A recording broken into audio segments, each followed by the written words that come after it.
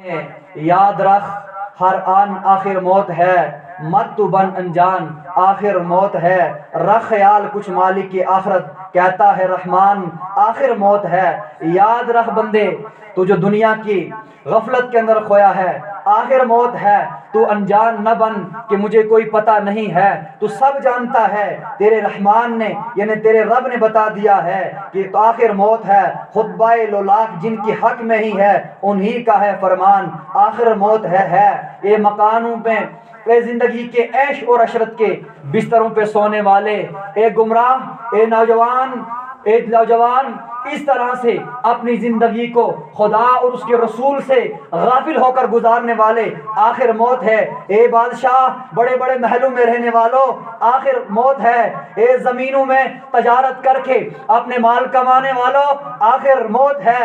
اے دنیا کے اندر گمراہی میں ڈوبے ہوئے انسان آخر موت ہے۔ اے جوانی پر فخر کرنے والے، اے نوجوان اپنے خون کے اوپر بھروسہ رکھ کے زندگی گزارنے والے آخر موت ہے۔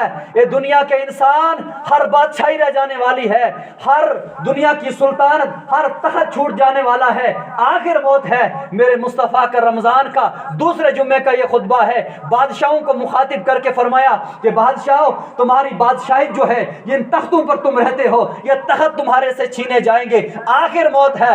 رمضان میں چھوپ چھوپ کے روزے کھانے والوں آخر موت ہے۔ بیماری کا بہانہ کر کے رمضان کے روزے کھانے والوں آخر موت ہے۔ جوانی کے اندر اپنی زندگی کو غفلت میں ڈال کے نماز چھوڑنے والوں آخر موت ہے۔ رات کو تراویح چھوڑ کر بستروں میں جا کے سونے والوں آخر موت ہے۔ اذان سن کے مسجد میں نہ آنے والوں آخر موت ہے، اور منبروں سے خطبہ دینے والوں آخر موت ہے، مسجدوں میں بیٹھ کے سننے والوں آخر موت ہے۔ میرے مصطفیٰ کریم نے ارشاد فرمایا لوگوں آخر موت ہے۔ ہر بندے کو مخاطب کر کے میرے مصطفیٰ نے یہ فرمایا، یہ کیوں فرمایا کہ تاکہ میرے امتیوں کو یہ پتہ چل جائے کہ ہم جو اس تخت کے اوپر ہے، ہم جس بادشاہی کے مالک ہیں اور ہم جس جوانی کے مالک ہیں، ہم جس خون کے اوپر حکومت کرتے ہیں، ہم جن لوگوں پر ظلم کرتے ہیں، ہم جس دنیا کے اندر عیش اور عشرت کی زندگی گزارتے ہیں، یہ دھوکہ ہے، یہ بقایا رہنے والی نہیں ہے، یہ بچنے والی نہیں ہے۔ یہ تو انبیاء کو بھی موت آئی ہے، پیغمبروں کو بھی موت آئی ہے، اللہ کے اولیاء کو بھی موت آئی ہے۔ آخر لوگوں مر جانا ہے، یہ دنیا چھوڑ جانا ہے، اس دنیا سے آخر انسان کو ایک نہ ایک دن پرواز ہونا ہے۔ یہ لوگوں یا ایھا الذین آمنو، اے ایمان والو، تمہارا رب تمہیں بڑے پیار سے بڑی محبت سے پکار کے کہہ رہا ہے، گناہگار نہیں کہہ رہا ہے، خطاگار نہیں کہہ رہا ہے، مجرم نہیں کہہ رہا ہے، ظالم نہیں کہہ رہا ہے، بدکار نہیں کہہ رہا ہے، ایمان والا کہہ کے پکار رہا ہے، محبت سے پکار رہا ہے۔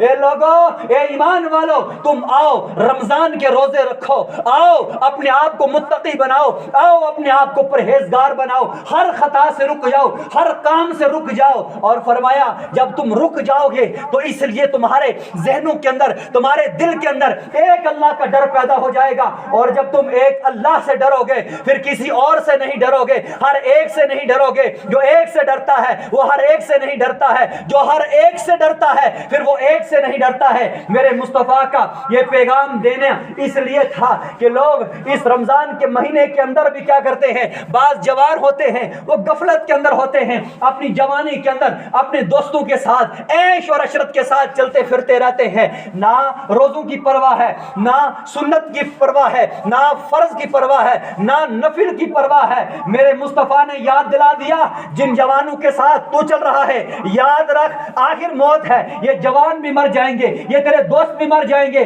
جن باپ اور جس ماں کے سائے کے اندر تو رہ رہا ہے، تیرے باپ بڑا اچھا امیر اور کمیر گھر والا ہے، یاد رکھ یہ بھی مر جائیں گے، تو بھی مر جائے گا، آخر موت ہے۔ اور میرے نوجوانوں اور بزرگوں، میرے مصطفیٰ کا یہ پیغام دینے کے بعد میرے مصطفیٰ کریم صلی اللہ علیہ وسلم نے فرمایا لوگوں آخری میری امت کے لیے اللہ رب العزت نے دو تاریخ یعنی دو اندھیرے رکھے ہیں اور دو روشنی یعنی دو چراغ رکھے ہیں۔ تو صحابہ اکرام نے عرض کی یا رسول اللہ صلی اللہ تعالی علیہ وسلم، ہمارے لیے اللہ نے دو روشنیاں کیا عطا کی ہیں اور دو جو ہمارے لیے اندھیرے ہیں وہ کیا عطا کیے گئے ہیں؟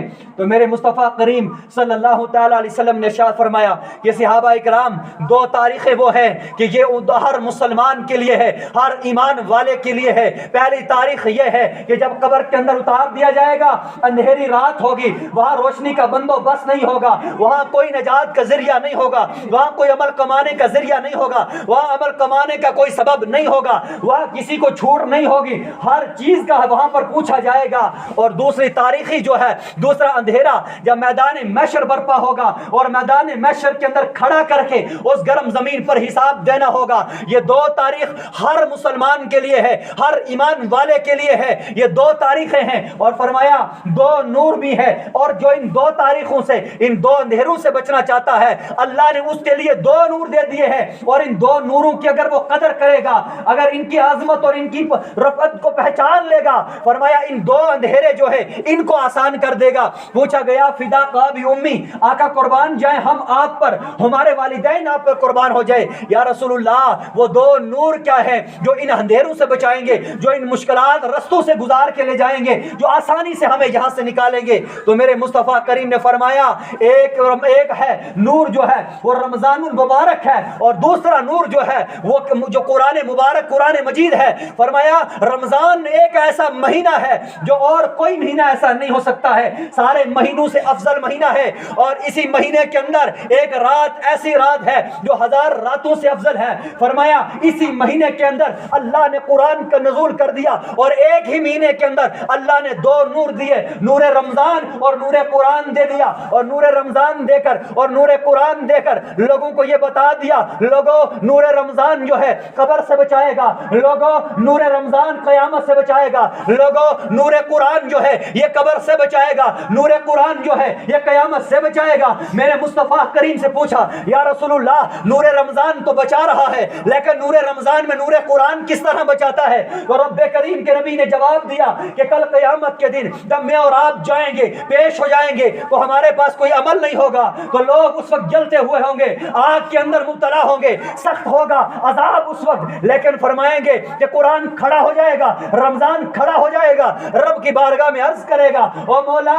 اس کو آج بخش دے، آج اس کو جنت کی خوشخبری سنا دے۔ تو میرا رب فرمائے گا کس وجہ سے جنت کی خوشخبری سناؤ؟ تو رمضان کہے گا اللہ میں نے کھانے سے روک کے رکھا، یا اللہ میں نے اس کو پینے سے روک کے رکھا، یا اللہ میں نے اسے غیبت سے روک کے رکھا، میں نے اس کو چغلی سے روک کے رکھا، میں نے اس کو منافقت سے روک کے رکھا، میں نے اس کو حسد سے روک کے رکھا، میں نے اس کو بغض سے روک کے رکھا، میں نے ساری نافرمانیوں سے روک کے رکھا۔ اس کے گھر میں بہت خزانے پڑے ہوئے تھے، بہت طرح طرح کے کھانے تھے، بہت پانی کی نہریں چلتی تھی، لیکن میرے رب میں نے اس کو پیاسا اتنا کر دیا کہ یہ بستر پر بے ہوش پڑا رہا، میں نے اتنی بھوک میں اس کو اتار دیا کہ یہ بے ہوش پڑا رہا، میں نے اس کو کھانے نہ دیا۔ اے اللہ آج میں اس کی شفاعت کرتا ہوں، آج تو اس کو میرے کہنے پر جنت عطا فرما دے۔ اور جب یہ رمضان کہے گا تو قرآن بھی کھڑا ہو جائے گا، قرآن فرمائے گا یا رب کریم اے میرے رب میں سچی کتاب ہوں، تیرا کلام ہوں، تیرا قرآن ہوں، تیرے نبی پر نازل ہونے والی آخری کتاب ہوں۔ اے اللہ اگر میں کلام سچا ہوں، اگر میں قرآن سچا ہوں، اگر میں معتبر کتاب ہوں، تو میں تیری بارگاہ میں آج ایک التجا کرنے جا رہی ہوں۔ رب فرمائے گا قرآن تو کیا کہنا چاہتا ہے، تیری التجا کیا ہے، تیرا عریضہ کیا ہے، ذرا پیش تو کر۔ قرآن عرض کرے گا مولا ان بندوں کو آج بخش دے، آج انہیں جنت میں بھیج دے۔ فرمایا جائے گا کس بنا پر جنت میں بھیجوں گا؟ فرمایا اے میرے مولا جب رات کا وقت ہوتا تھا لوگ بستروں پر سوتے تھے، آرام کی نیند سونا ہوتا تھا، لیکن یہ رات کو کھڑے ہو کر محراب میں قرآن سنتے رہتے تھے، یہ جو رات کو قرآن سناتے رہتے تھے، جو دن میں سارا کام چھوڑ کر، ساری مشقتیں چھوڑ کر، سارے اہل و عیال کو چھوڑ کر مجھے کھول کر میری تلاوت کرتے تھے۔ اے میرے اللہ یا تو یہ اس قرآن کی صورت عرض کرے گی یا ہمیں قرآن سے نکال دے یا اس کو جنت میں داخل کر دے۔ میرا رب فرمائے گا نہ نہ تمہیں قرآن سے نکالا نہیں جا سکتا ہے، تمہیں بدلا نہیں جا سکتا ہے، لہٰذا اسی بندے کو تمہاری تلاوت کی وجہ سے، تمہارے سننے کی وجہ سے آج جنت کے اندر داخل کر دیا جائے گا۔ میرے بزرگوں اور نوجوانوں، وہ جوان اپنے کانوں کے اندر کھول کر سن لیں جنہوں نے روزے رکھے الحمدللہ وہ بھی طاقت کے اندر ہے، جنہوں نے نہیں رکھے وہ قربانوں میں دیکھے تم کتنی طاقت کے اندر ہو، اور کل قیامت کے دن روزے داروں کی شفاعت قرآن کرے گا۔ بتاؤ تمہاری شفاعت کون کرے گا؟ روزے داروں کی شفاعت اور بخشش جو ہے ماہ رمضان رمضان کے روزے کریں گے، بتاؤ تمہارا روزے دار بے روزے نہ کھانے والوں، بتاؤ تم قیامت کے دن کیا کرو گے؟ میرے مصطفیٰ کریم نے فرمایا جو ماہ رمضان کے روزے جان بوجھ کر کھاتا ہے، اگر اس کا اس رمضان کے بعد انتقال ہو گیا، اگلا رمضان حاصل نہ ہوا، فرمایا قیامت کے دن اس کے پاس کوئی ایسا نیک عمل نہیں ہوگا، کوئی ایسی نیکی نہیں ہوگی جس نیکی کی وجہ سے یہ جنت میں داخل ہو پائے گا۔ مجھے بتاؤ آج تو تم رمضان کے روزے کھا رہے ہوں گے، بعض تو یہ کہتے ہوں گے کہ ہم اگلا رمضان کا روزہ رکھیں گے، اگلی سال رکھ لیں گے۔ بتاؤ تمہیں یہ پورا کانفیڈنس ہے، تمہیں یہ یقین ہے کہ ہم اگلا رمضان تک پہنچ پائیں گے؟ نہیں یقین ہے۔ میرے مصطفیٰ نے صحابہ اکرام سے عرض فرمایا کہ میرے صحابہ تمہیں کتنی لمبی عمر کی امید ہے، کتنا زندہ رہ سکتے ہو؟ کسی صحابی نے عرض کی یا رسول اللہ 2 رکعت نماز پڑھ سکتا ہو، کسی نے کہا 1 رکعت پڑھ سکتا ہو، کسی نے کہا رکوع کر سکتا ہو، کسی نے کہا قیام کر سکتا ہو، کسی نے کہا تحیات پڑھ سکتا ہو۔ جب یہ سب نے کہا تو میرے مصطفیٰ کریم نے فرمایا تمہاری اتنی لمبی امید ہے، مجھ محمد کا سن لو۔ میرا محمد کا دعویٰ یہ ہے اگر میں ایک طرف سلام پھیر لیتا ہوں اور دوسری طرف سلام پھیرنے کی امید نہیں ہے کہ یہ محمد دوسری طرف سلام پھیر پائے گا یا نہیں پائے گا۔ یہ میرے اور آپ کے نبی ہمیں درس دے کر گئے ہیں، یہ میرے اور آپ کے نبی جو ہے ہمیں سنا کر گئے ہیں کہ آخر مرنا ہے، موت آنی ہے، اس لیے اپنے قربانوں میں جھانکو، اپنے عمل کا محاسبہ کرو۔ آج رمضان 50-50 ہو گیا ہے، آدھا رمضان چلا گیا ہے، آدھا رمضان رہا ہے، لیکن میرے مصطفیٰ نے اسی مسجد نبوی کے منبر پر جب ایک قدم رکھا تو آمین کہا، دوسرا قدم رکھا تو آمین کہا، تیسرا قدم رکھا تو آمین کہا۔ پیچھے جانثار سننے والے صحابہ نے عرض کی یا رسول اللہ آج سے پہلے کبھی ایسا نہیں ہوا، آج کیا معاملہ ہے؟ آپ نے آمین آمین آمین 3 بار کہا، 3 سیڑھیوں پہ قدم رکھے ہوئے آمین کہا۔ آقا کیا معاملہ ہے؟ میرے مصطفیٰ نے فرمایا جب میں منبر پر جانے لگا جبریل امین تشریف لے کر آ گئے، کہنے لگا یا رسول اللہ اس کی ناک آلودہ ہو جائے، وہ برباد ہو جائے، وہ ہلاک ہو جائے جس نے اپنے والدین کو بڑھاپے میں پایا اور پھر ان کی خدمت کر کے جنت نہ حاصل کی۔ پھر فرمایا میں نے کہا آمین۔ جب میں نے دوسری پوڑی پہ قدم رکھا تو جبریل امین نے کہا یا رسول اللہ وہ بھی ہلاک ہو جائے، وہ بھی برباد ہو جائے، اور جس نے آپ کا نام سن کر درود پاک نہ پڑھا تو میں نے کہا آمین۔ اور جب تیسری پوڑی پر میں نے قدم رکھا تو جبریل امین نے دعا کی کہ یا رب کریم وہ بھی ہلاک ہو جائے، وہ بھی برباد ہو جائے جس نے رمضان کا مہینہ پایا اور پھر روزے نہ رکھے یا روزے رکھے بھی، سب کچھ کیا کرنے کے بعد اپنے گناہوں کو معاف نہ کروا پایا، وہ بھی ہلاک ہو جائے۔ لوگوں جنہوں نے روزے نہیں رکھے وہ الگ کیٹیگری ہے، لیکن جنہوں نے روزے رکھے ہیں ہم اپنے قربانوں میں دیکھیں کیا ہم نے اپنے رب کو راضی کر لیا ہے؟ کیا ہمارا رب ہم سے راضی ہو چکا ہے؟ کیا ہم نے اپنے گناہوں کو رب سے معاف کروایا ہے؟ کیا ہمارا تقوی اتنا ہے کہ ہم نے کوئی ایسا سجدہ کیا ہے اللہ کی بارگاہ میں کہ جس سجدے کی وجہ سے ہم اللہ کی بارگاہ میں عرض کریں گے یا رب کریم وہ سجدہ جو میں نے کیا تھا اس کے صدقے میں معاف کر دے؟ کیا ہماری کوئی ایسا قیام ہے جو ہم نے رب کی بارگاہ میں کھڑا ہو کر قیام کیا ہے کہ یا اللہ وہ والا قیام ہے اس کے صدقے میں معاف کر دے؟ اور لوگوں ہر ایک جانتا ہے جب 5 تراویح آتی ہیں شروع میں رمضان میں بڑا مسجدوں میں ہجوم ہوتا ہے، بڑی شوق اور ذوق سے لوگ آتے ہیں، بڑی عیش اور عشرت کے ساتھ مسجدوں میں آتے ہیں، نمازیں پڑھتے ہیں۔ 5 اور 6 تراویح ہوئی، لوگ بھاگ گئے، گھروں کے اندر چلے گئے۔ یاد رکھنا خدا بستروں میں نہیں ملتا، یاد رکھنا خدا مکانوں میں نہیں ملتا، یاد رکھنا خدا عیش و عشرت کی زندگی میں نہیں ملتا۔ کہاں ملتا ہے؟ میرے اللہ کے رسول سے پوچھتے ہیں۔ میرے آقا نے فرمایا ایک صحابی ہے حضرت موسیٰ صحابی جو ہے یہ ایک بڑے مشہور صحابی تھے، ان صحابی کا واقعہ ہے میرے مصطفیٰ کریم کے سامنے تھا۔ جو بھیڑو جس کو ہم ہنڈو کہتے ہیں اس کو مینڈا کہا جاتا ہے، اس صحابی نے جو ہے اس مہنڈے کا جو باہر والا کھال تھا جس کا لباس پہنا ہوا بالکل کمزور تھا۔ میرے صحابہ ساتھ میں چل رہے تھے، میرے آقا نے فرمایا صحابہ وہ سامنے والا صحابی دیکھ لیجئے۔ صحابہ اکرام نے جب نظر ڈالی تو دیکھا اس کے بدن پر لباس نہیں تھا، ٹوٹا پھوٹا لباس لگایا اور مہنڈے کی کھال کو اپنے جسم پر ڈالا ہوا اس کا لباس پہنایا ہوا تھا۔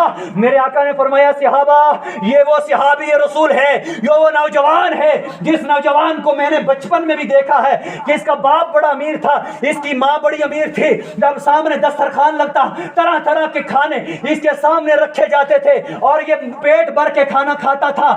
آج وہ وقت آیا ہے جب اس نے کلمہ پڑھا، مسلمان ہوا، یہ اللہ کی عشق میں اتنا ڈوب گیا ہے، یہ نبی سے محبت میں اتنا ڈوب گیا ہے، نہ لباس اپنے بدن پر چھوڑا ہے نہ کھانے چھوڑے ہیں۔ آج یہ نوجوان دیکھو کتنا کمزور ہو گیا ہے، آج یہ لباس پیاس بھی نہیں لگاتا ہے۔ لوگوں میرے صحابہ، اگر خدا کو پانا ہے، اگر خدا کی رضا چاہتے ہو، اگر محمد کو راضی کرنا چاہتے ہو تو میرے غلام کو دیکھ لو، یہ والی زندگی اختیار کر لو، تمہیں خدا مل جائے گا۔ لوگوں خدا ڈھونڈنا ہے تو اس حالت میں ڈھونڈو، خدا ڈھونڈنا ہے تو اس طرح سے ڈھونڈو۔ خدا دسترخوانوں پر نہیں آتا، خدا طرح طرح کی پلیٹوں میں نہیں ملتا، خدا طرح طرح کے بستروں میں نہیں ملتا۔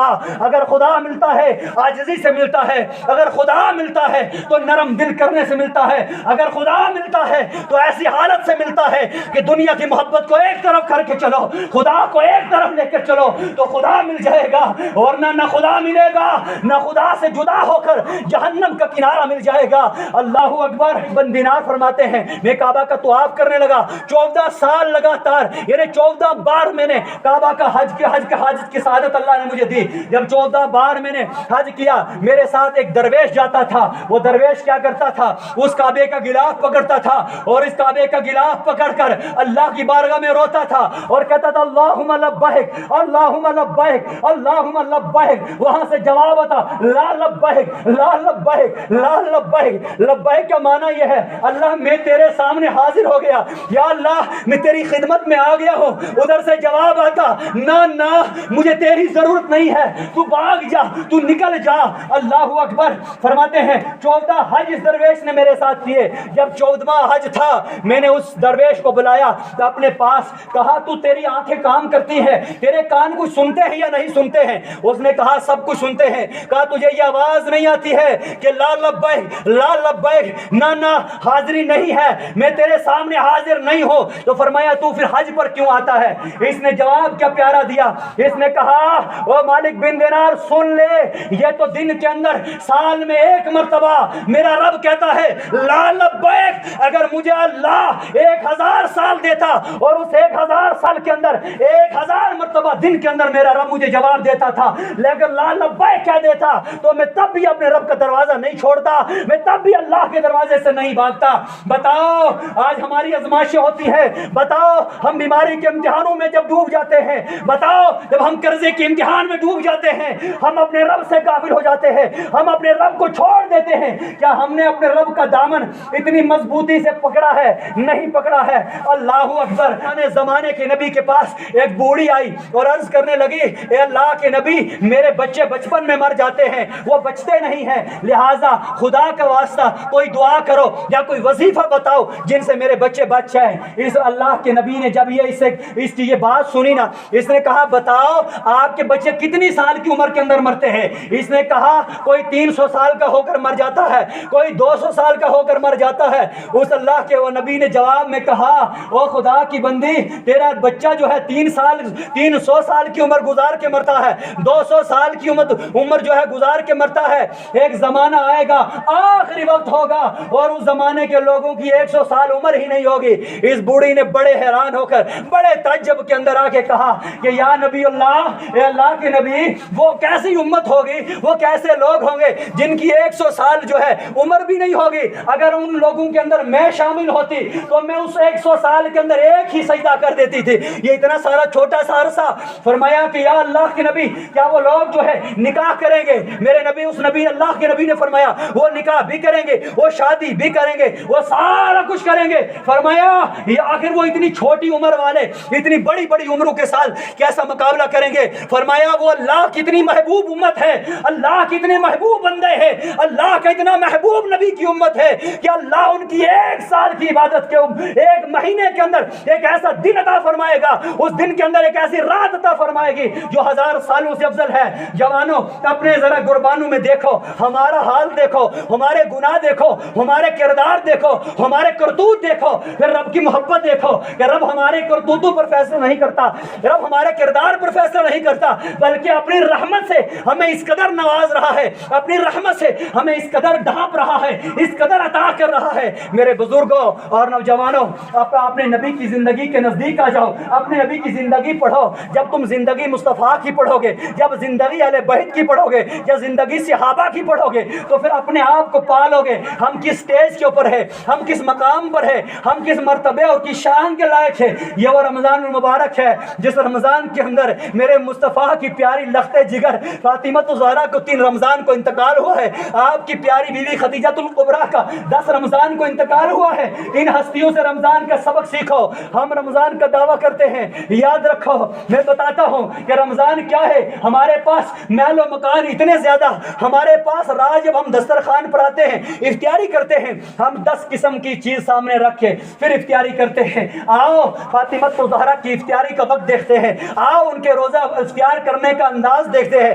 امام حسن اور حسین دونوں بیمار ہو گئے، اب انہوں نے منت مانی، حضرت فاطمہ نے منت مانی کہ یا اللہ اگر میرے دونوں بیٹے صحت یاب ہو گئے، ان کو اگر زندگی مل گئی، صحت مل گئی، اے اللہ میں 3 روزے رکھوں گی۔ اب انہوں نے یہ منت مانی، حسن اور حسین دونوں صحت یاب ہو گئے، دونوں کو صحت مل گئی۔ جب ٹھیک ہو گئے حضرت فاطمہ الزہرا نے، حضرت علی شیر خدا وجہ الکریم نے اب روزہ کھولنا تھا، روزہ رکھنا تھا، سحری کھانی تھی، گھر میں کوئی سامان نہیں تھا، کھانے پینے کی کوئی چیز نہیں تھی، آپ نے پانی پیا اور روزہ رکھ لیا۔ رات کا وقت ہوا، افطاری کرنے لگے، کوئی چیز کھانے کے لیے نہیں تھی۔ اللہ اکبر، حضرت علی شیر خدا وجہ الکریم ایک جوان کے پاس جاتے ہیں، اسے کہتے ہیں آپ ایسا کرو، ہمارے گھر میں کچھ کھانے پینے کے لیے نہیں ہے، آپ سود دے دو، وہ فاطمہ کاٹے گی اور کاٹنے کے بعد جو اس کی اجرت بنے گی آپ ہمیں مزدوری دے دینا، تاکہ ہم اس مزدوری سے جو ہے کوئی کھانے پینے کا ساز و سامان لے کر آ جائیں گے۔ اس بندے نے حضرت علی کو دے دیا،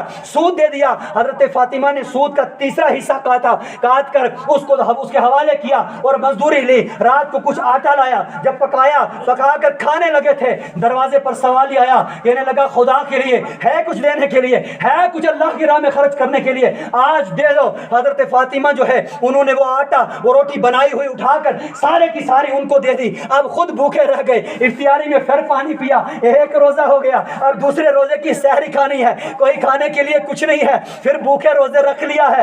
افطاری کا وقت آیا، دوسرا حصہ سود کا کاٹا، جب دوسرا حصہ بھی کاٹ کر اللہ اکبر پھر دیا، مزدوری لائی، تھوڑا سا آٹا لایا، روٹی بنائی، اتنے میں پھر ساحل نے آ کر سوال کیا ہے کچھ اللہ کی راہ میں دینے کے لیے، حضرت فاطمہ نے وہ بھی دے دیا۔ اب 2 روزے بھوک سے رسی طرح رکھے، نہ سحری ہے نہ افطاری ہے، اب تیسرا روزہ ہے، جب تیسرا روزہ سحری پانی پر رکھی ہے، افطاری کا وقت آیا، اللہ اکبر، مولا علی نے دسترخوان بچھایا، جب دسترخوان بچھا کر ہاتھ آگے بڑھایا کھانا کھانے کے لیے، اتنے میں قیدی آیا اور آواز دینے لگا ہے کوئی اللہ کی راہ میں خرچ کرنے کے لیے، ہے کچھ دینے کے لیے۔ حضرت علی نے اپنا ہاتھ فوراً پیچھے کر دیا اور فاطمہ الزہرا کے چہرے پر دیکھنے لگ گئے، فاطمہ علی کی طرف دیکھتی ہے۔ حضرت علی نے فرمایا فاطمہ یہ بھی اللہ کے راہ میں دے دو، اور جب وہ بھی اللہ کے راہ میں دیا، 3 روزے ہیں، نہ سحری ہے نہ افطاری ہے، کائنات کے نبی کی بیٹی ہے، عام عورت بھی نہیں ہے، 3 روزے اس طرح رکھے اور 3 روزوں کے بعد جب افطاری کی ہے،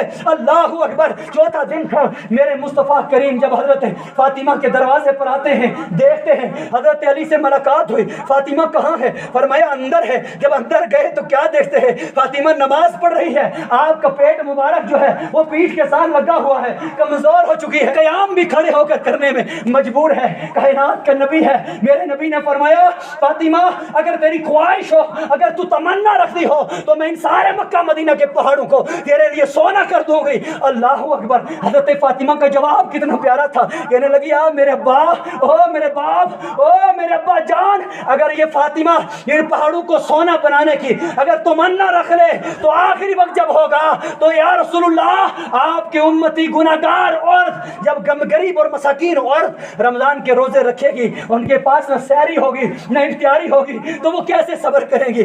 اس لیے جب ان کو بھوک لگے گی، جب ان کو پیاس لگے گی، جب کھانے پینے کے لیے کچھ نہ ہوگا تو فرمایا وہ میری ذات کی طرف اس وقت نظر کریں گی تو انہیں صبر آ جائے گا، انہیں اجر مل جائے گا۔ لہٰذا میرے جوانوں، وہ میری ماں بہنیں جو اپنے آپ کو مسلمان کہنا چاہتی ہے، جو صرف مسلمان ہونے کا دعویٰ کرتی ہے، آؤ فاطمہ سے پوچھو مسلمان کسے کہتے ہیں، آؤ فاطمہ سے پوچھو ایمان کی قیمت کیا ہے، فاطمہ سے پوچھو رمضان کی قیمت کیا ہے۔ اسی طرح میرے مصطفیٰ کریم صلی اللہ تعالی علیہ وسلم ہے، ایک مرتبہ گزر گئے، 4 دن میرے آقا صلی اللہ تعالی علیہ وسلم پر گزرے، آپ نے کچھ کھایا پیا نہیں ہے، آپ جتنی بھی آپ کے ازواج ہیں ان کے گھر کے اندر گئے، کھانا مانگا، کسی کے گھر گھر میں کوئی چیز کھانے کے لیے موجود نہیں تھی. آپ کو بے شمار جو بھوک لگی نا تو برداشت نہ ہوا. میرے مصطفیٰ کریم نے فرمایا اب کچھ چارہ نہ رہا, اب بہت زیادہ بھوک لگی ہے, اب میں فاطمہ کے گھر کی طرف ذرا چلتا ہوں, ہو سکتا ہے کچھ کھانے پینے کے لیے مل جائے گا. میرے مصطفیٰ کریم آئے, جب فاطمہ کے گھر پر پہنچے حضرت فاطمہ سے کہنے لگے بیٹی بڑی بھوک لگی ہے, 4 دن سے کھایا پیا نہیں ہے, لہٰذا ہے کچھ کھانے پینے کے لیے, آج کچھ کھلاؤ گے؟ حضرت فاطمہ نے کہا ابا جی قربان جاؤں, کچھ کھانے پینے کے لیے میسر نہیں ہے, کچھ موجود نہیں ہے. اللہ اکبر. آپ صلی اللہ تعالیٰ علیہ وسلم اسی بھوک کی حالت کے اندر دوبارہ لوٹے. جتنے میں پڑوسی عورت نے جب یہ دیکھا کچھ کھانا اٹھا کر فاطمہ کے گھر میں لایا, اور جب فاطمہ کے گھر میں لایا نا حضرت فاطمہ نے وہ کھانا چھپا کے رکھ دیا, نہ حسن کو بتایا, نہ حسین کو بتایا, نہ مولا علی کو بتایا, اور اس لیے چھپایا کہ میں ابا جان کو دعوت دیتی ہوں, میرے ابا آئیں گے یہ کھانا کھائیں گے. جب آئے نا میرے آقا صلی اللہ علیہ وسلم کو دعوت دی, میرے آقا تشریف لے کر آئے تو حضرت فاطمہ سے کہنے لگے کیا ہے کھانے کے لیے؟ میرے آقا صلی اللہ علیہ وسلم کی خدمت میں حضرت فاطمہ نے کھانا رکھا. فرمایا اس میں کیا ہے جو بند برتن پڑا ہوا ہے, اس میں کیا ہے؟ فرمایا 1 روٹی اور تھوڑا سا گوشت ہے. میرے آقا نے جب اس برتن کو کھولا تو دیکھا وہ سارے کا سارا برتن روٹی اور گوشت سے بھرا ہوا تھا. اللہ اکبر کبیرہ. آپ صلی اللہ علیہ وسلم نے پوچھا بیٹی فاطمہ یہ کھانا تمہارے لیے کہاں سے آیا؟ حضرت فاطمہ نے عرض کی یا رسول اللہ, اے میرے ابا جان یہ اللہ نے میرے لیے جنت سے بھیجا ہے, میں نے تو اس میں 1 روٹی اور 1 بوٹی رکھی تھی, باقی تو یہ اللہ نے دیا ہے. حضرت فاطمہ اور آپ دیگر صحابہ حضور علیہ السلام کے ساتھ تھے. میرے آقا نے فرمایا حسن کو بھی بلاؤ, حسین کو بھی بلاؤ, علی کو بھی بلاؤ. دیگر صحابہ کو دسترخوان پر بٹھایا, بٹھا کر کہنے لگے کھانا کھاؤ. تو صحابہ ایک دوسرے کا چہرہ تکنے لگ گئے, ایک دوسرے کا منہ دیکھنے لگ گئے. میرے آقا نے فرمایا کیوں حیران ہو, کیوں غمگین ہو کر ایک دوسرے کی طرف دیکھتے ہو؟ صحابہ نے عرض کی یا رسول اللہ ہم نے آج تک کبھی ایسا کھانا نہ کھایا, آج تک کسی لانگری نے کسی بنانے والے نے ایسا کھانا نہ بنایا. یا رسول اللہ یہ کھانا تو ہم کسی ہاتھ کا بنا ہوا نہیں لگتا ہے. میرے آقا نے فرمایا یہ کھانا جو ہے میری بیٹی کے لیے اللہ رب العزت نے جو ہے جنت سے بھیجا ہے. اس میں حیران ہونے کی بات کیا ہے, اس میں غمگین ہونے کی بات کیا ہے؟ لوگوں ہم رمضان کے اندر بہت اچھی سحری کھاتے ہیں, بہت اچھی افطاری کھاتے ہیں, لیکن کبھی اپنے قربانوں میں دیکھو ہم روزے دار تو رکھتے ہیں, ہم لوگوں کو کہتے ہیں ہم روزے دار ہیں. ایک مرتبہ میرے آقا نے اعلان کر دیا, سب کو کہا آج روزہ رکھنا ہے. صحابہ کرام نے کہا یا رسول اللہ جس تک آواز پہنچی لبیک کہہ کے روزہ رکھا. رات کا وقت ہوا, آقا نے اعلان کیا ہوا تھا کہ جب تک میں نہ اعلان کروں گا کوئی روزہ کھولے گا نہیں, کوئی افطاری نہیں کرے گا. تو ایک صحابی حضور کی بارگاہ میں آئے, حضور کہتے فرماتے رہے روزہ کھولتے جاؤ کھولتے جاؤ. اتنے میں ایک بوڑھا جوان ہے, بوڑھا شخص آیا, اس نے کہا کہ یا رسول اللہ میری 2 بچی گھر کے اندر ہے, ان دونوں نے روزہ رکھا ہے, لہٰذا آپ حکم فرمائیں تاکہ وہ افطاری کر لیں. میرے آقا نے ایک دم پیٹھ پھیر لی, اس کی طرف کوئی بات نہ کی. وہ دوڑتا ہوا میرے آقا کے چہرے کے سامنے آیا, آقا نے پھر پیٹھ پھیر لی. جب اس نے پھر عرض کیا تو آقا نے پھر اس کی طرف کچھ نہ دیکھا. جب وہ بار بار عرض کرنے لگا تو میرے مصطفیٰ کریم نے فرمایا تو کہہ رہا ہے کہ میری دونوں بیٹیوں کو روزہ ہے, حالانکہ وہ روزے سے نہیں ہے. فرمایا انہوں نے سحری تو کھائی ہے, انہوں نے افطاری کا انتظار تو کر رہی ہے, لیکن انہوں نے اللہ کی حرام کی ہوئی چیز سے جو ہے دن میں حلال سمجھ کر کھایا ہے, ان کا روزہ نہیں ہے. لہٰذا ان کو جاؤ, ان کو کہو تمہیں بھوک اور پیاس کے سوا کچھ نہیں ہے, کھاؤ اور پیو. میرے آقا صلی اللہ علیہ وسلم سے اس شخص نے عرض کیا رسول اللہ اس سے مراد کیا ہے؟ انہوں نے کھانا بھی نہیں کھایا, انہوں نے پانی بھی نہیں پیا, آخر کیا ہوا جن سے ان کا روزہ نہیں ہے, ان کا روزہ کیسے چلا گیا؟ میرے آقا نے فرمایا جب وہ روزے دار تھی, روزے کی حالت کے اندر تھی, دونوں کٹھی دن کے اندر بیٹھی اور دوسروں کی غیبت کرنے لگی. لہٰذا جب انہوں نے غیبت کی, مسلمانوں کا گوشت کھایا اور ان کا روزہ جو ہے وہ چلا گیا. لہٰذا اب ان کو کہو کہ میری بارگاہ میں آ جاؤ. دونوں عورتیں حضور کی بارگاہ میں آئے. میرے آقا نے فرمایا صحابہ سے لاؤ برتن. جب برتن لایا گیا ان عورتوں سے ایک سے کہا اس کے اندر الٹی کرو, اس نے بھی کی. پھر دوسری سے کہا تو بھی اس کے اندر الٹی کر, اس نے بھی کی. دونوں کے منہ کے اندر سے جو ہے خون اور نجاست والی ایسی گلیز جیسی کچھ چیزیں نکلی ہے جن سے بدبو آ رہی تھی. میرے مصطفیٰ کریم نے فرمایا جو تم نے حرام کھایا یعنی گوشت مسلمانوں کا کھایا, جو غیبت کی ہے یہ تمہارے اندر محفوظ تھا. اگر تم الٹیاں نہ کرتی, اگر تمہیں قید نہ آتی تو یہ حرام تمہارے اندر ہی رہتا اور کل قیامت کے دن تمہیں لے کر جہنم میں داخل کر دیتا. اگر میں محمد اس کی وصالت میں نہ آتا, میرے ذریعے سے تمہارے اندر سے یہ آگ جہنم کی باہر نکل گئی ہے. میرے بزرگوں اور نوجوانوں, ہم روزہ رکھتے ہیں, ہم روزے سے تو ہوتے ہیں, لیکن اپنے اپنے قربانوں میں ہر انسان دیکھتا ہے میں کیا ہوں, آپ کیا ہیں. ہر ایک اپنے بارے میں ضرور جانتا ہے. ہم نے اپنی آنکھوں کی حفاظت, ہم نے اپنے ہاتھوں کی حفاظت, ہم نے اپنے قدموں کی حفاظت, ہم نے اپنے خیالوں والوں کی حفاظت، ہم نے اپنے ہر چیز کی حفاظت کرنی ہے۔ اس کا نام روزہ